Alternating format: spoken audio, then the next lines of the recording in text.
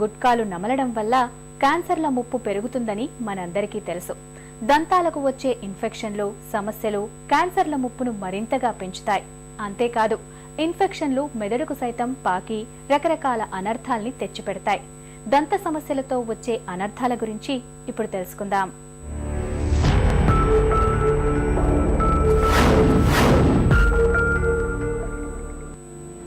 మధుమేహం. ఈ తీపి జబ్బంటే వ్యాధికారకాలకు మహా ఇష్టం. ఇక దంతాల్లోని బ్యాక్టీరియా, వైరస్ల వంటి సూక్ష్మ క్రిములైతే అన్ని వసతులతో కూడిన గేటెడ్ ఆవాసం లభించినట్లే అని భావిస్తాయి.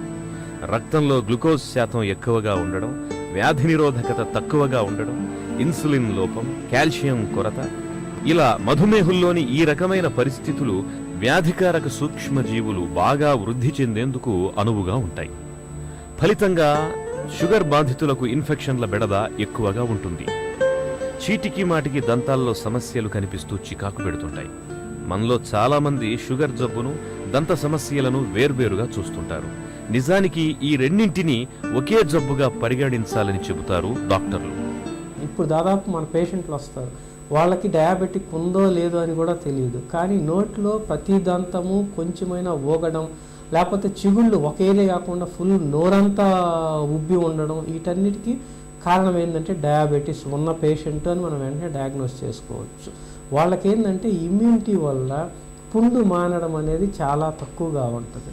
అలాంటి పేషెంట్స్ అలానే లోపల మనకు ఇన్ఫెక్షన్ పెట్టుకున్నప్పుడు ఆ ఇన్ఫెక్షన్ మేం తీయాలన్నా కూడా ఆపరేషన్ చేశాక పుండు మానడం కష్టం. మూడవది, వీళ్ళ కాల్షియం లెవెల్స్ కొంచెం తక్కువ ఉంటాయి. ఈ కాల్షియం లెవెల్స్ తక్కువ ఉన్నప్పుడు పన్ను, మనకు ఎప్పుడైనా ఎముక గట్టితనం ఉండేది కాల్షియం, పన్ను వచ్చి ఆ ఎముకలో కూర్చోబడి ఉంటుంది. ఇప్పుడైతే ఈ ఎముక మనకు వీక్ అవుద్దో ఆటోమేటిక్గా మన పన్ను ఊగడం మొదలవుద్ది. పన్ను ఊగడం అట్ ద సేమ్ టైం చిగుళ్ళలో ఇమ్యూనిటీ లేకపోవడం వల్ల మ్యాక్సిమం డయాబెటిక్కి మరియు దంతానికి ఒకటే ఎనిమి కింద చూడాలి మనం. డయాబెటీస్ అనే సపరేట్ జబ్బు, దంతాలు సపరేట్ జబ్బు అని చూసుకునేదానికన్నా డయాబెటీస్ ఉన్న వాళ్ళకి డెంటల్ కంపల్సరీ ఉంటుంది అనేది మనం ఒక కాన్సెప్ట్ కింద లైన్ గీసుకుంటే మనకు డయాబెటీస్ ఉన్న వాళ్ళు జాగ్రత్తలు తీసుకుంటే మాత్రం ఇన్ఫెక్షన్ రాదు. అజాగ్రత్తగా ఉంటే, శుభ్రంగా చేసుకోకుండా ఉంటే compulsory they will land up into చాలా పెద్ద డిసీజ్లోకి ల్యాండ్ అవుతారు. మెదడు వాపు ప్రమాదకరమైంది మాత్రమే కాదు, నిర్లక్ష్యం చేస్తే ఏకంగా ప్రాణాపాయమే కలుగుతుంది. అలాగే పక్షవాతం చెట్టంత మనిషిని క్షణాల్లో కుప్పకూలుస్తుంది. ఆపై జీవితాంతం మంచానికో కుర్చీకో పరిమితం చేస్తుంది.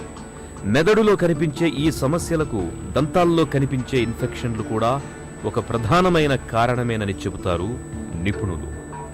పిప్పిపళ్ళు, చిగుళ్ల జబ్బుల్లోని ఇన్ఫెక్షన్లు దంతాలకు పైన ఉండే సైనస్ గదుల నుంచి నేరుగా మెదడుకు వ్యాపించి మెనింజైటిస్, స్ట్రోక్ వంటి విపత్తుల్ని తెచ్చిపెడతాయి. ఇప్పుడు మన నోటి ఇన్ఫెక్షన్ బ్రెయిన్లోకి ఎలా పాస్ అవుద్ది? ఒకటి, డైరెక్ట్గా మన నోటి దగ్గర నుంచి గాలి గదుల పైన కంటి పైన మళ్ళీ ఫ్రాంటల్ సైనస్, దీనిలో నుంచి లోపలికి, ఇది డైరెక్ట్గా ఒక ప్యాసేజ్ వే అని ఉంటుంది. ఇప్పుడు మన కోరపన్ను అంటాం, కోరపన్ను దగ్గర నుంచి మనకు బ్రెయిన్కి కంటిన్యూస్గా ఒక లైన్ ఆఫ్ స్ట్రీమ్ ఉంటుంది. అక్కడ ఇన్ఫెక్షన్ ఉందంటే డైరెక్ట్గా బ్రెయిన్కి ఎంటర్ అయిపోద్ది. బ్రెయిన్కి ఎంటర్ అయ్యి ఈ మెనింజైటిస్ ఇవన్నీ కాజ్ చేసి పేషెంట్ డెత్ అయ్యే ఛాన్సెస్కి ఇమీడియట్గా రిలీజ్ అవుతుంది. అందుకని ఎప్పుడు కూడా ఈవెన్ మీకు తెలియని విషయం అంటే ఇక్కడ మనకు పింపుల్స్ వచ్చినప్పుడు కూడా ఈ ఏరియా వరకు డేంజర్ జోన్ అంటాం. ఆ డేంజర్ జోన్లో మనకు ఏ చిన్న బ్యాక్టీరియా ఉన్నదో అది నేరుగా బ్రెయిన్కి ఎంటర్ అవుద్ది. ఇది మొదటిది.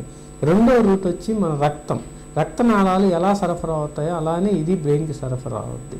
మనకున్న ఇన్ఫెక్షన్స్ ఉన్నాయి, స్ట్రెప్టోకోకై ఇన్ఫెక్షన్స్ ఏం చేస్తాయంటే రక్తంలో ప్రయాణించేటప్పుడు ఈ రక్తంకున్న గోడలు ఉంటాయి, వాల్స్, ఆ వాల్స్ దగ్గర ప్లేట్లెట్ సెల్స్ని, రక్తంలో ఉన్న సెల్స్ని అగ్రిగేట్ 4-5 సెల్స్ కలిపితే ఏమో అలా అగ్రిగేట్ చేసినప్పుడు ఆ ఏరియాలో రక్తం గడ్డగట్టుకునే ఛాన్స్ ఎక్కువ ఉంటుంది. ఈ రక్తం గడ్డగట్టడమే మనకు మెయిన్ మూల కారణం బ్రెయిన్ స్ట్రోక్ రావడం కానీ, హార్ట్ స్ట్రోక్ రావడం కానీ. వీటి అన్నిటికీ ఎక్కడి నుంచి మొదలవుతుంది అంటే ఓన్లీ మన దంతాల దగ్గర ఉన్న ఇన్ఫెక్షన్ నుంచే ఈ సోర్స్ ఆఫ్. మూడవ సోర్స్ మనకు లింఫ్ నోడ్స్ ఉన్నాయి. మీకు ఎప్పుడన్నా ఇన్ఫెక్షన్ వచ్చినప్పుడు కింద కదవలు వాయడం కానీ, ఈ సైడ్ ఇదంతా లింఫ్ నోడ్. ఆ త్రూ లింఫ్ నోడ్స్ గుండా కూడా మనకు బ్రెయిన్కి చేస్తారు.